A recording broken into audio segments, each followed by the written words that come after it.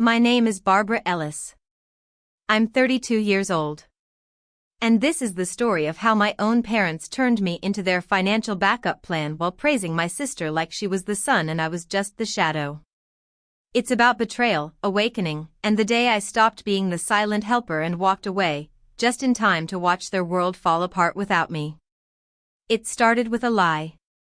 Or rather, a lifetime of lies that I didn't realize were stacking up until one afternoon when I stood in line at the airport with a one-way ticket to Rome in my hand, and saw my entire family boarding first class for the same destination, without me. But to understand that moment, you have to go back. Back to the smaller betrayals. The subtle ones. Growing up in Franklin, Tennessee, my sister Renee was the family's pride. The golden girl. Beautiful, married young to a man who made six figures, two angelic kids, always posting family photos that looked like Hallmark cards.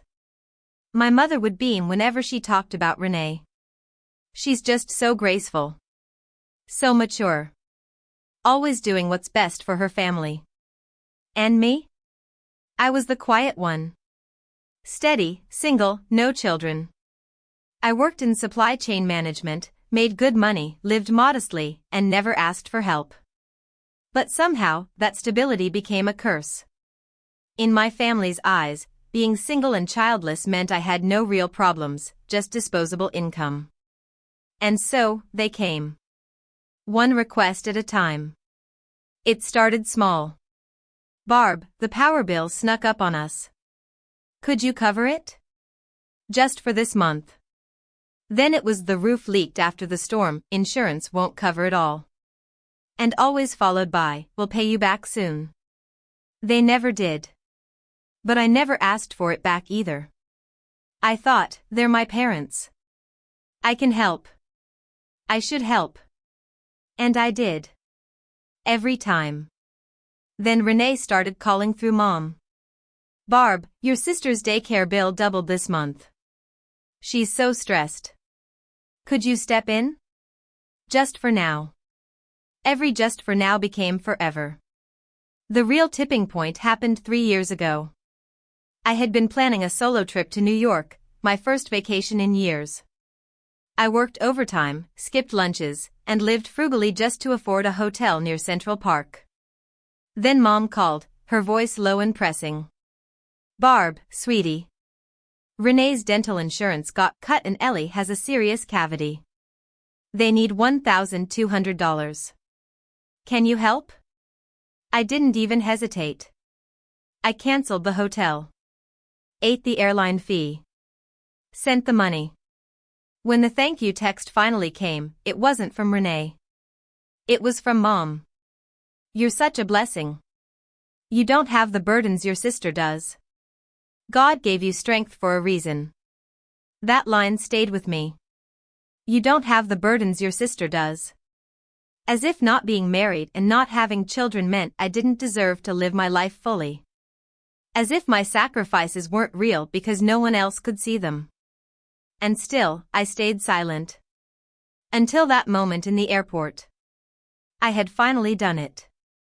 Saved enough to take a 2-week trip to Italy. My dream. Rome, Florence, Venice. Just me, a guidebook, and the fantasy of finally doing something for myself. I stood in the TSA line, clutching my passport, feeling that nervous excited buzz you get when you're right on the edge of freedom. I checked my phone out of habit. That's when I heard it. A child's voice behind me. Nana, where's my juice box? I turned. There they were. Renee. Her kids. My mother. All wearing matching sweatshirts that said Famiglia Bella Tour 20XX. I blinked. They were smiling, laughing. My mother pulled a pink carry-on with a giant straw hat looped through the handle. They were standing in the priority line. I ducked behind a pillar, heart racing, stomach twisting. Then I heard my mom's voice. It's a shame Barbara couldn't come. But she's probably working. Or reading in her apartment. Renee chuckled, loud and clear. Honestly, I don't think she fits in with the Italy vibe. You know how she is. Doesn't fit in with the Italy vibe? I felt like someone had kicked me in the ribs. I wanted to scream, to walk over and ask, "How dare you?" But instead, I just stood there. Frozen. Watching them board a flight to my dream, bought and planned with the money I had unknowingly helped them save by giving up mine. And then it hit me. All the tuition I covered. The tires. The repairs. The so-called emergencies. The delays in my dreams. They weren't struggling. They were funding vacations. In first class. And not once did they think to invite me. I didn't cry. Not then. I just stood there, breathing shallow, gripping my carry-on tighter. I let them board. I waited until they disappeared through the gate. Then I walked calmly to my own flight, economy seat 34A, and sat down in silence. But something inside me broke. That moment, that betrayal, became the wedge that finally cracked the dam. The years of being used.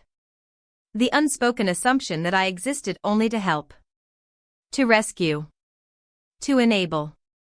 That night, after arriving in Rome, I walked to a quiet piazza near my hotel. I didn't check in with anyone. I didn't post a photo. I just sat on a worn bench, breathing in foreign air. No one knew I was there. And for the first time in years, I felt free. But it wouldn't last. Because 3 days later, the messages started. "Hey sweetheart, just wondering if you're back. Your dad needs help with his car. Let us know. Barbara, I hope you're not upset. That Italy trip was booked way before. It was for the kids." Every message carried the same tone, casual concern layered over financial need. None of them asked what I needed. And that's when I decided. They would no longer have access to me the way they once did. Back home in Nashville, the silence after Rome felt thick, not peaceful like it had in Italy, but watchful, like the kind that settles right before a storm. My phone didn't ring the first day. Or the second. But by the third, the texts started showing up like clockwork. "Sweetheart, hope you had a relaxing time. Give us a ring soon." Then came the second message. More pointed.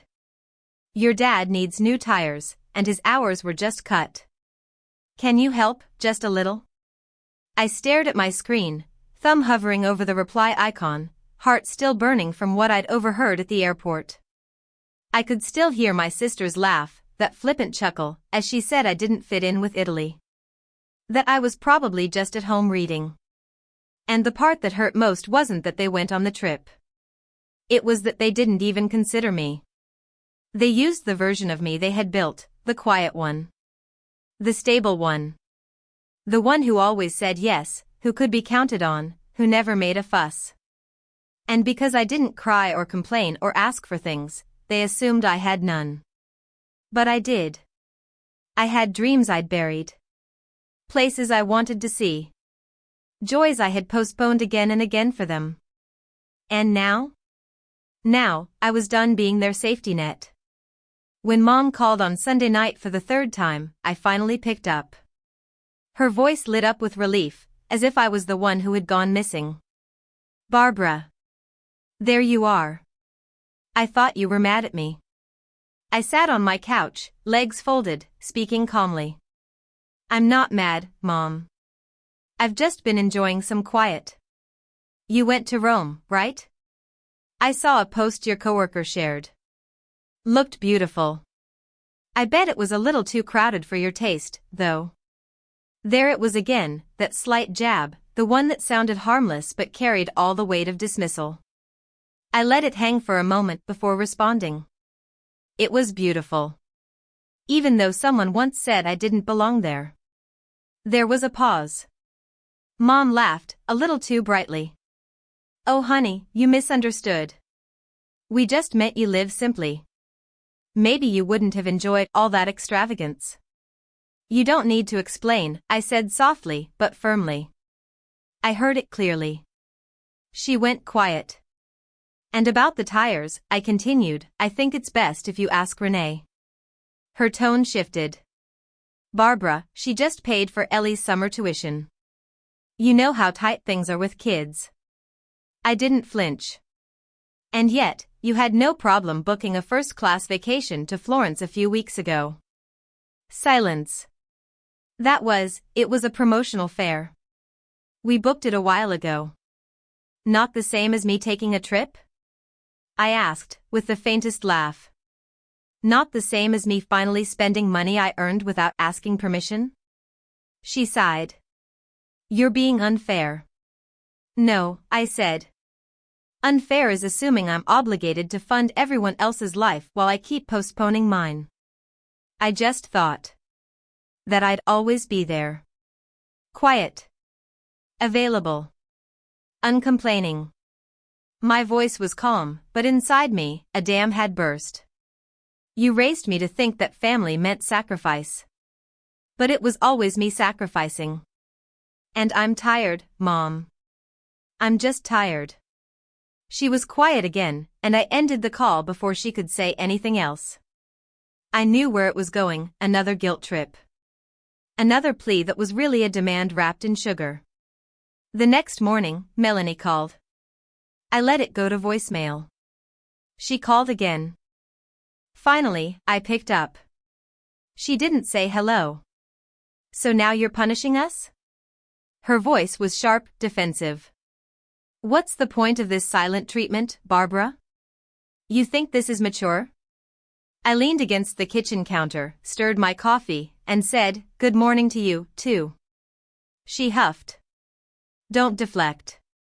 This has gone too far. I sipped. Too far? Yes. You're acting like we did something horrible just because we didn't invite you to Italy. I placed the mug down and straightened. You didn't even think to invite me, Melanie. And that says everything. Oh, come on. No, listen. I didn't raise my voice, but my words cut clean. I was there. In the airport. I saw you, Mom, the kids. Matching shirts. First-class tickets. Laughing about how I wouldn't fit in. There was dead silence. I could almost hear the realization sinking in. You were there, she whispered. Yes. Standing just a few feet behind you. Her voice faltered. That's awkward. But Barbara, we didn't mean anything by it. You never do, I said. But somehow, I'm always the one who ends up erased. She scoffed. This is so overdramatic. All these years, you've helped with things and never said anything. That doesn't mean it was right, I said. It means I was conditioned to believe that my voice didn't matter. She didn't reply. I was the one you called when Ellie's tuition was late. When the roof caved in. When Dad needed prescriptions. I gave and gave and gave. But joy? Memories? You never thought I deserved any of that. Melanie's voice turned cold. So what now? You're going to cut us off? Act like we never existed? I'm going to live my life, I said, for the first time. There was a long pause before she delivered the line I'd been waiting for. Fine. Do whatever you want. Just don't come crawling back when it all falls apart. I almost smiled. I won't come back, I said gently. Because I never truly belonged to begin with. She hung up first. The silence that followed wasn't empty. It was healing. For the first time, I wasn't the one begging for scraps of attention, or crawling back to apologize for boundaries. For the first time, I chose me. 3 days passed. No calls. No texts. No vague emojis with strings of ellipses. No hey, just checking in, that was code for we need money again. It was the quietest my phone had been in years. On the morning of the 4th day, I stepped out onto my apartment balcony, the air crisp with that kind of early spring stillness before the flowers bloom. I sipped my coffee slowly, letting the silence settle. I didn't feel anxious. I didn't feel guilty. I felt unburdened. And then, like clockwork, the weight came knocking again. Voicemail. Mom. Her voice was cracking, like she'd just stopped crying or maybe hadn't even finished. Barbara, you can't imagine how stressed I've been. I haven't slept in days. Melanie's falling apart. She's carrying too much. If you keep staying silent like this, everything's going to fall apart. Then came the softer tone, like she was laying down a quilt of guilt over me. I'm sorry if I was ever thoughtless.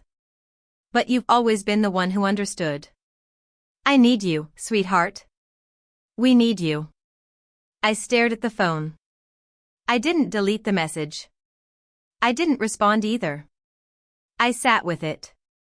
I let it be what it was, a final thread trying to stitch me back into the role they'd always forced on me. But that thread was unraveling fast. That night, as I was flipping through a new book on Japanese watercolor techniques, something I'd always wanted to learn, I got a text from an unexpected name. Lisa. Renee's old college roommate. We weren't close, but we still followed each other on social media and liked each other's posts now and then. Her message was short. Hey. I know this might be weird, but I think you should know, things are falling apart over there. I called her immediately. She answered on the first ring, her voice low like she was telling me something forbidden. Barbara, one of my friends works at the bank. Your parents are in pre-foreclosure. They've missed 3 mortgage payments. They're on the red list now. My mouth went dry. I leaned against the wall. And that's not all, she continued. Melanie apparently dipped into her savings to try to help cover it. Her husband Matt found out, he didn't know how much she'd been giving your parents. He's furious. I heard they're living apart for now. I closed my eyes. I should have felt something, pity, maybe. Or some twisted sense of satisfaction. But all I felt was a strange, hollow sort of vindication. Not happiness. Not even justice. Just confirmation. That without me propping everything up, their pretty little house of cards was finally shaking. The next morning, I received a text from Melanie. Hope you're happy now. That was it. No greeting. No punctuation. Just bitterness squeezed into 4 tight words. I didn't answer. I didn't have to. They were spiraling, and for once, I wasn't the safety net. Later that evening, another voicemail from Mom. 2 minutes long. Her voice broke in the middle, like she was trying to hold herself together with sheer will. I don't know what to say anymore, Barbara. We're not perfect. But we're still your family. You can't just let everything collapse. Your sister's suffering. Your father is sick with worry. I know I haven't always said the right things, but you've always been the understanding one. Please. Just a little help. Just to get us through this rough patch. I didn't cry. I didn't scream. I just sat at my dining table and listened, holding my mug of chamomile tea, steady and warm in my hands. I remembered something from years ago, maybe I was 12, maybe 13. Mom had baked a cake for Renee's birthday. Chocolate, with pink rose icing and "To Our Angel" in cursive across the top. When I asked why my birthday cakes never had messages like that, she smiled and said, "You don't need the attention, sweetheart. You're strong." Renee's delicate. Strong. A code word for invisible. An excuse to give me less and expect more. That memory came and went like a breeze across my skin. No anger left. Only clarity. I woke up the next day to an email that made me pause. From Matt Reynolds. Subject, not sure I have the right to say this. I clicked. The message was short. I know I don't mean much to you, but I think you deserve to know. Everything you carried. I didn't see it until now. And I'm sorry I ever thought you were just the bitter sister. I hope you find the peace this family never gave you. The peace you always deserved. I stared at the screen for a long time. No words. Just silence. And then I clicked save and closed the laptop. Because even though it came late, acknowledgement, real acknowledgement, was still a kind of redemption. Not for them. But maybe for me. 3 nights later, the phone rang again. Dad. He rarely called me. He always left the communication to Mom. If he was calling me directly, it meant something had shifted. I hesitated, then answered. His voice was low, tight with restrained frustration. Barbara. This has gone far enough. I said nothing. He continued. I don't understand what you're doing, but cutting off your family like this? It's disappointing. Family supports each other. We all have to pull together in hard times. I let him finish. Then I said quietly, do you have any idea how many years I did just that? There was a pause.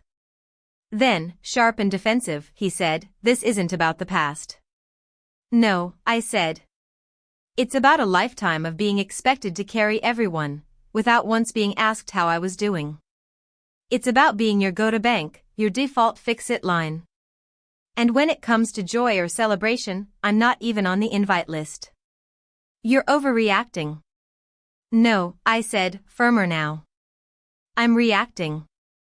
For the first time in my life. I could hear his breathing on the other end. You're throwing everything away, he said finally.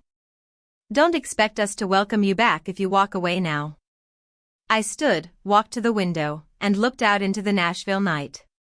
I'm not walking away. I'm choosing peace. Barbara. You weren't abandoned, I said. You're just standing on your own for the first time without me holding it all up. And if that feels like betrayal, maybe you should ask yourself why everything collapsed the second I stopped showing up. I didn't wait for a reply. I hung up. And this time, I didn't cry. I didn't shake. I breathed. Because this wasn't cruelty. This was freedom. The day after that final call with Dad, the silence became real. Not just quiet, but a kind of stillness I had never experienced before.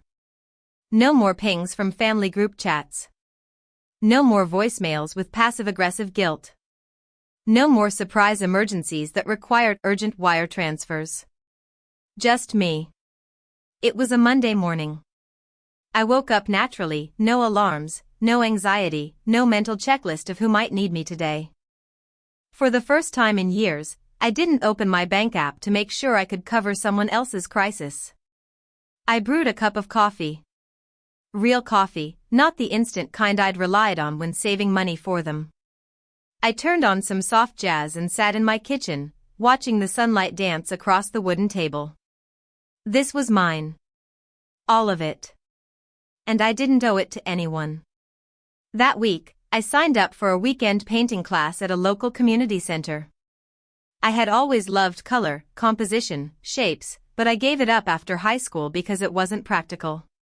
Practical was paying bills, funding repairs, and being the fallback plan. Painting had felt indulgent back then. Now, it felt like reclaiming something sacred. At the first class, I dipped my brush into burnt sienna and dragged it across the canvas with a slow exhale. I wasn't good. I didn't need to be. I was present. And that was more than enough. I also did something I'd been too afraid to do for years. I replaced my old, sagging sofa with an olive green one I'd seen in a local boutique shop. My mom once told me, olive doesn't go with anything. You'll regret that kind of color. I bought it anyway. And it was perfect. Then came the shoes. They were glossy, ridiculously expensive, and had no real purpose other than the fact that they made me smile when I saw them. I used to tell myself, that money should go to the emergency fund. But now I understood, my joy was never the emergency. And with each choice, each unapologetic yes to myself, I grew lighter. Then I booked a ticket to Kyoto. It wasn't a decision I mulled over for weeks or discussed with family. I just sat down one day, opened my laptop, and clicked confirm purchase. The trip was quiet, gentle, healing. I visited temples, wandered through bamboo forests, sipped green tea on tatami mats. I didn't post about it. I didn't send a single postcard. I was finally experiencing the kind of solitude that wasn't lonely, it was whole. While I sat in meditation in a centuries-old temple, breathing in stillness, a single thought passed through my mind: peace doesn't come from going far, it comes from walking away at the right time. When I returned to Nashville, I didn't tell anyone. Not that there was anyone left to tell. The calls had stopped. The messages too. Even the guilt had grown quiet, like they were waiting for me to reach out first. To apologize. To feel bad. But I didn't. Instead, I changed my phone number. I locked all my social media accounts. Created new ones. Shared them only with a handful of close friends who had never asked me for anything but my presence. To my family, I left a blank space. Not as punishment. Not as revenge. But as a boundary. If they truly needed to find me, they could. But I wasn't going to make it easy. Not after everything. A week later, while sitting in my new reading nook, bathed in the golden light of late afternoon, I heard from a former coworker that Renee and Matt had officially separated. The house they once flaunted at every family gathering was listed on Zillow at a discount. It had been staged, scrubbed clean of the life that once filled it. And a month after that, my parents sold the house I grew up in. It had gone into foreclosure, and they'd relocated to a small rental on the outskirts of town. No more picket fence. No more granite countertops. No more prideful Sunday BBQs with neighbors admiring their lawn. It was all gone. But here's the thing, I didn't celebrate. I didn't laugh. I didn't toast to their downfall. I simply felt nothing. Not because I was heartless. But because their fall had nothing to do with me. Their collapse wasn't caused by my silence, it was only exposed by it. All I had done was step away. And in doing so, I let the truth rise to the surface like oil on water. A friend asked me one night over dinner, "You really don't feel any satisfaction?" I shook my head. I don't want them to suffer. I just don't want to be the one getting crushed. There's a difference. And for the first time in my life, I wasn't afraid to make it. One evening, I came across the old map I'd once taped to my bedroom wall, places I had dreamed of seeing. Florence. Paris. Kyoto. Barcelona. So many dots. So many years. I didn't cry. I just added a new pin. Lisbon. Because the future wasn't about catching up anymore. It was about starting fresh. Without apology. Without permission. Without the invisible leash of family expectations pulling me back. This was mine now. My voice. My story. My life. 2 months after my return from Kyoto, my apartment felt different, not because I had redecorated, but because it finally felt like mine. Not a pit stop between crises. Not a base camp for self-denial. It was a sanctuary, one I no longer had to defend. The silence wasn't empty anymore. It was sacred. But silence, to the people who once depended on your obedience, is the ultimate betrayal. One day, while walking home from a painting class, I received a voicemail from a number I didn't recognize. It was Dad. His voice was low, not furious, but lined with something even sharper, disappointment. "Barbara. This has gone far enough. I don't understand what you're thinking, but your family, this behavior, being silent, refusing to help, it's honestly disappointing. Family is supposed to support each other, not walk away when things get hard. You've changed." I stood still on the sidewalk, phone pressed to my ear as the message continued. "Your mother cries almost every night. Your sister is barely holding it together. Do you have any idea how many nights we stayed up worrying about you when you were younger? And now this is how you repay us. By pretending we don't exist?" I pressed pause. Not to avoid the guilt, but to breathe. I could feel it crawling into my ribs like a thief. I wouldn't let it stay. When I got home, I poured a glass of wine and listened to the rest. You can't forget who you are, Barbara. You're acting like a stranger. I sat down in my olive green chair, calm and unshaken. And when I was ready, I called him back. He answered on the second ring. Barbara? Yes. It's me. The tension in his voice cracked. I wasn't sure you'd call back. I did, I said evenly. Because you seem confused, and I want to clear a few things up. He went quiet. I continued. You said I'm acting like a stranger. But the truth is, you just don't recognize me when I stop being your lifeline. He tried to interrupt. That's not. You said I changed, I cut in, but really, I stopped pretending. For years, I played the role you handed me. The understanding one. The strong one. The reliable one. I paid the bills, I canceled vacations, I put dreams in boxes to fund your emergencies. And every time, I told myself, this is love. But it wasn't love. It was manipulation disguised as tradition. His voice rose a little. That's not fair. No, I said, sharper now.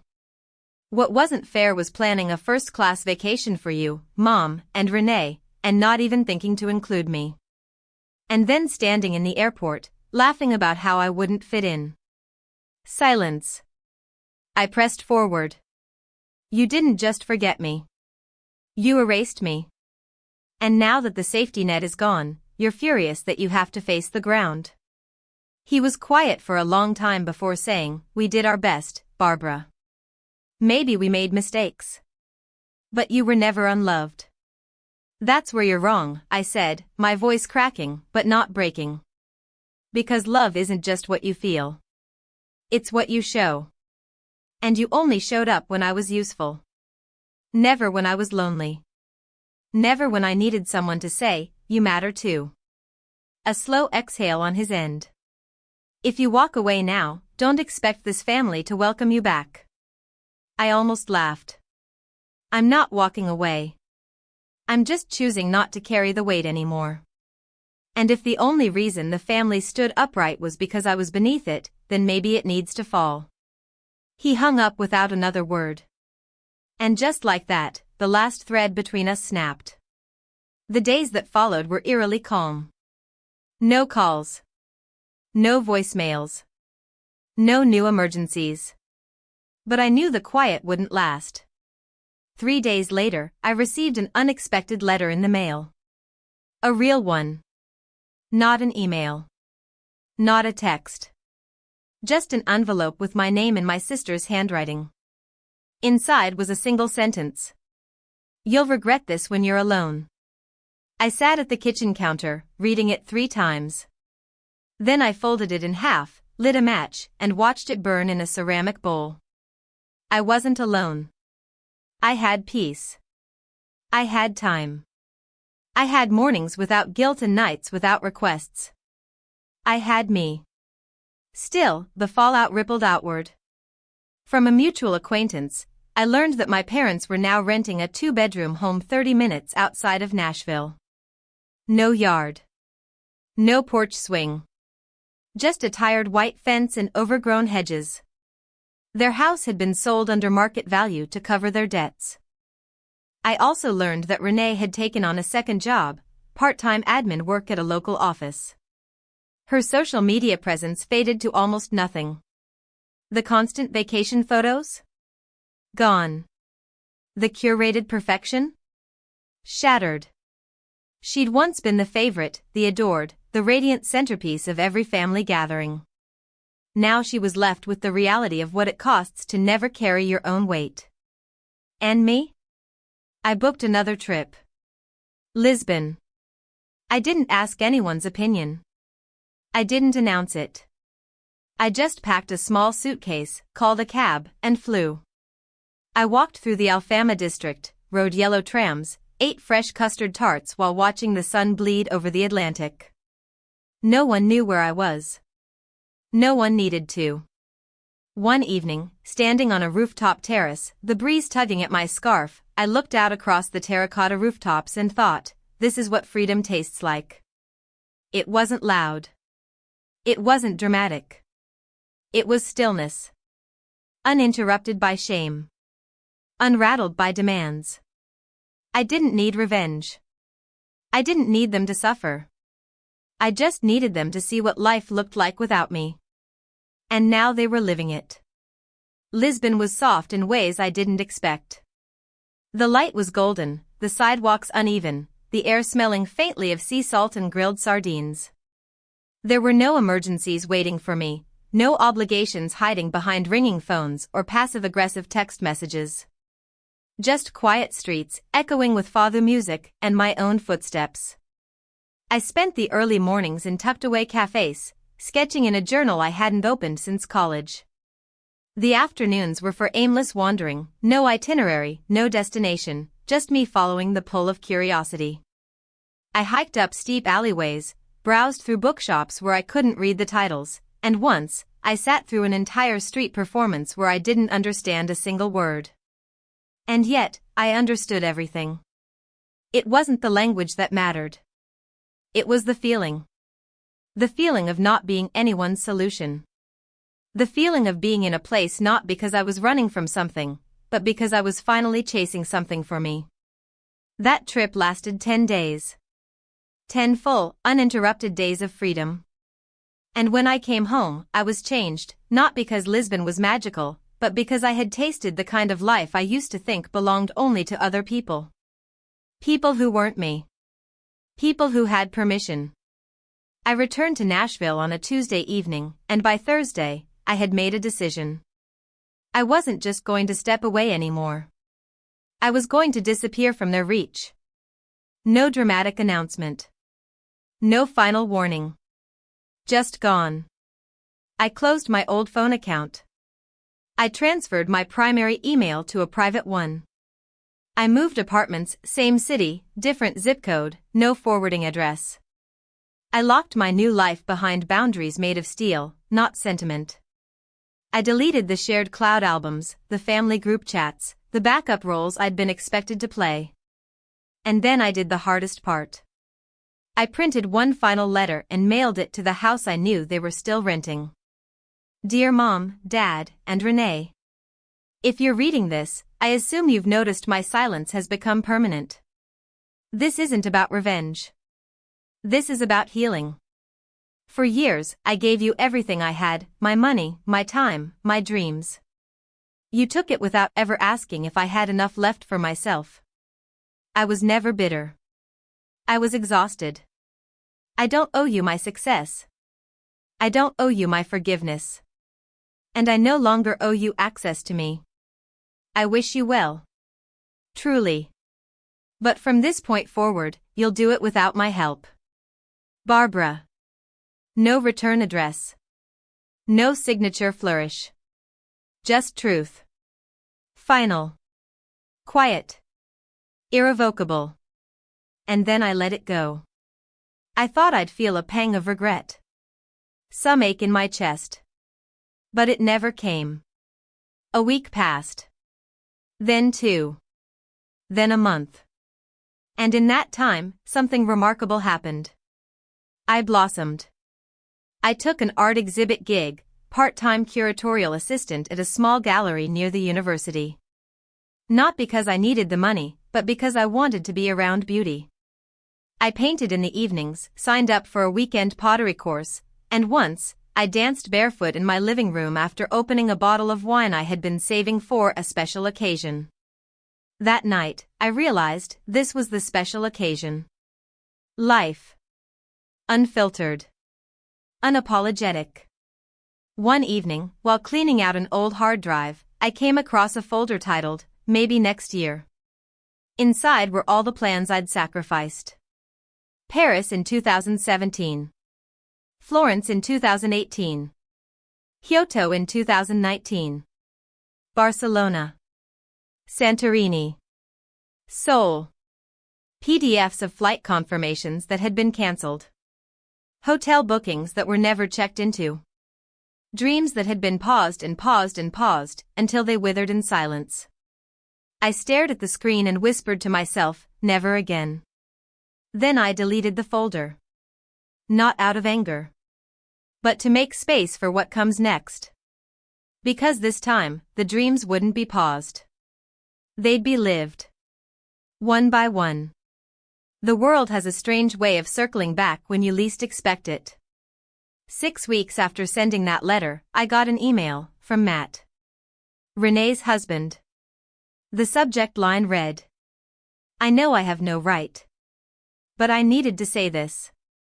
His message was short. "Barbara, I know we weren't close. And I know I saw you through the same lens everyone else did, quiet, responsible, distant. But now? I see it. Everything you carried. Everything we ignored. You were the backbone. And we broke you.